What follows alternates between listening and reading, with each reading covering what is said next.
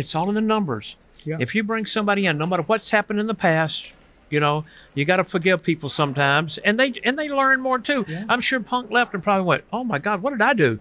I left the biggest company in the world. Yeah. Oh my gosh, I was making millions off merchandise. I tried UFC, which my hat's off for him to trying that. Yeah. I tried UFC And another company. I've got other companies and everything else, but really, He can't say AEW, but that's where he was. But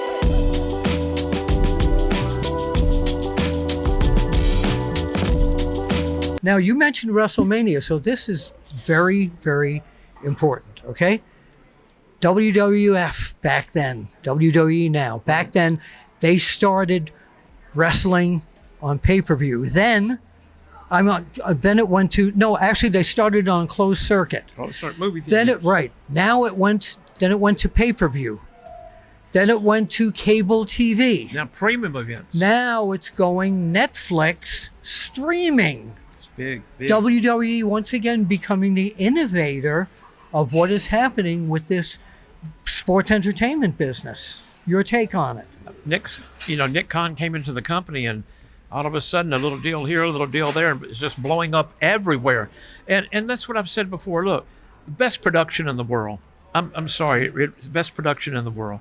And it's just, it gets bigger and bigger and bigger. And just when you think, well, what can we do that's bigger than what we do? Sure enough, they pull it out. They do it. Yeah. And it's just great. You got, Triple H is doing such a good job. I'm not just saying that to be saying it, but I'm just telling you. He's an old school guy in a new school world, and he knows how to balance it perfectly. He's got it all, man. He could step back in the ring tomorrow if he wanted to, and still people go crazy over him, They would. But he's got a great crew around him that's helping. And then Shawn Michaels up at NXT. Look, if you think about it, where did Rhea Ripley come from? NXT. Yep. Charlotte Flair, Yeah. NXT. Becky Lynch, NXT. Oh. LA Knight had been around different areas, but still he went down to NXT to kind of get himself back together again. Roman Reigns, NXT. Who's the next breakout star from NXT? Oh my God. Oh my Carmella God. Hayes is great. You got that. Trick Williams is very good. I think Bron Breakker is very good. Oh, I'm glad you brought him up. He was amazing in the 2024 Royal Rumble. The fans, even if they didn't watch NXT, he brought that crowd to a fever pitch. Tell us about him and where you think he should go on the main roster. Well, he's got a great interview. He's got fire when he comes to the ring. He can talk. He's just got he's got a special look. Once again, he's one of those people. Can y'all hold it down over there, please? Yeah, really. He's just got a special look. There's something special about him. And of course, look who his dad is. Yeah. Rick Steiner and his uncle, Scott Steiner. Do you see either one of them in him when he comes to the ring? Because I see Rick Steiner in him when he comes in. Yeah, because he's got the outfit on like he wears. No, I'm talking about his whole attitude. It's like when Cody's in the ring, a lot of times I feel like Dusty has just morphed. Ben Brown wanted to know how the interview went. It's not over yet. We'll get back to you, Ben. Yeah. When Cody's in the ring, there are times I swear that Dusty is just morphed into him. And when I look at Bron Breakker, I feel like Rick Steiner has kind of morphed into his son. Well, I don't feel that way about it, and I'll tell you why. I think that Cody is different than his dad. Yeah. I think, they talk about Dusty and everything he did for the business, which he did a lot for the business. It's great. I love Dusty. One of my favorites. But I think Cody's got a special look. Dress is different. His dad was the boots and blue jeans. But I'm talking and a about t-shirt. just the way he looks at the camera. There's just a whole Dusty feel about it to me. You know what? I still don't feel that way about it. I'm just telling you, you can't talk me into what I don't feel. But I'm just telling you, I just think there's something special about Cody that's different. There's, like you said, there's certain things that kind of maybe remind you of Dusty, but really, I think he's his own deal. He's just got something special about him. Yep. People gravitate to him. Great interview. He's got a great look when he talks to the people. It's very sincere. He's great in the ring too. He's had a few injuries, but he's overcome them, and he's a major draw right now. When I look at the business. Well, wait, before we go on to this thought, if Bron Breakker gets into SmackDown or Raw, who would you like to see him against? Because I have my opinion. I want to see if you share it. I'd like to see him, just because it's something different, Yeah. is to go against Gunther. That's exactly where I was going. That's exactly where I was going. Can I tell you something? No matter what I say, he goes, I was going to say that. No, I was I going to really say, was. oh, come I on, really oh, was. please, I really please. That's exactly where I was going. I think he would be the one guy to be able to knock Gunther off that title throne. You managed Honky Tonk. Gunther now has eclipsed Honky's days as Intercontinental Champion. But Honky's still the greatest Intercontinental Champion of all time. If you don't believe it, just ask him. But like I said, we were different. We were more colorful. We put the championship up every 4 or 5 times a week. As everybody did back in those days. But like I said before, I look at who's selling. Here's what I look at. Gunther against Rick Steiner's son, Bron Breakker. Right. What happens? I think it comes time that Gunther trips a little bit, slips a little bit, something happens, and you put the championship on Bron Breakker and let him run with it. Got to get some new blood in there sooner or later, baby. Yeah. There's an old thing. If you do what you've always done, you're going to have what you've always had. Now, if you're drawing big numbers and making big money with it, then keep the belt on Gunther. But if you're not, sometimes you got to make that change, baby. Thank you. I have one last question. Yes, sir. The guy who said he'd never come back, CM Punk.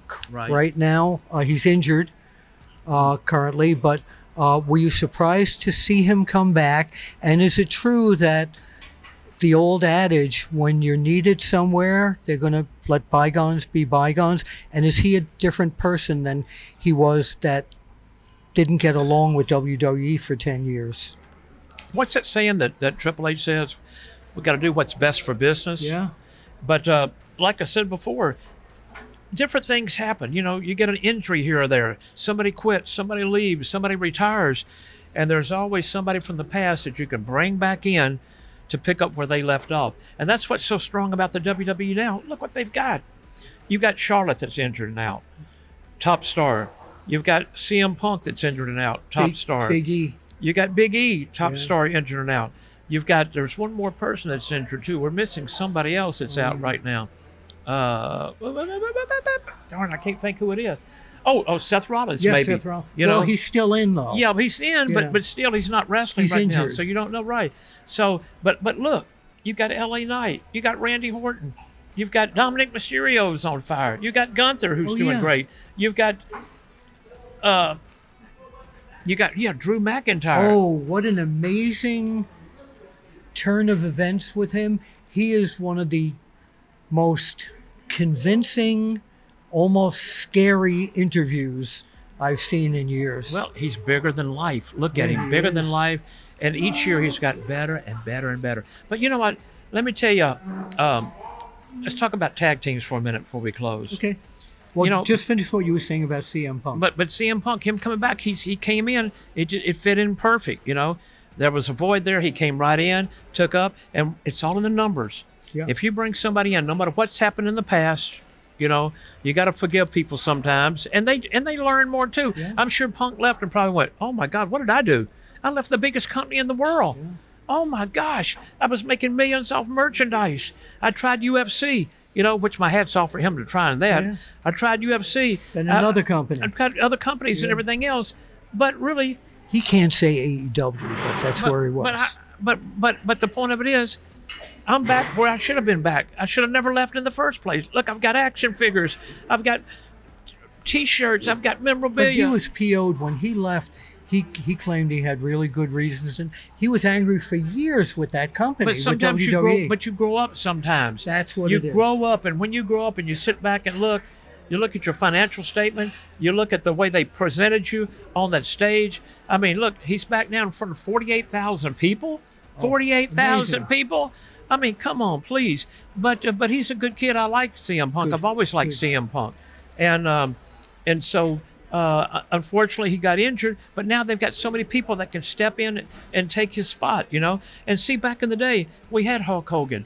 Everything was built around Hulk. Then it was built around The Rock. Then built around Stone Cold. Built around John Cena. Built around, Brett, Sean. Right. And then when something happens, whether they quit or leave or whatever happens, then you're kind of left with there was an elephant in the room. It sounded like that. But then when you leave like that, you're kind of left the cupboard's bare. Yeah. But now the cupboard's not bare. They've done such a good job of putting so many of this young talent in there. It's bursting out at the seams. It's great. It's doing great. It's you wanted phenomenal. to say something about tag teams before we go there. Right. You know, the tag teams, we were always a tag team guy. Yeah. You know, we Hart had Foundation. Hart Foundation. I had the Nasty Boys. I had Earthquake and Typhoon. Yeah. Terry and Dory Funk. Honky Tonk Man and Greg Greg Valentine as Rhythm and Blues. The Rougeau brothers. I remember. The list goes on and on. But there's one tag team. If I ever came back to manage again, I would like. Now I'm going to say I know who it is, so I'll say it before you. All right. The Creed brothers. No. Pretty. I like them, but Pretty Deadly.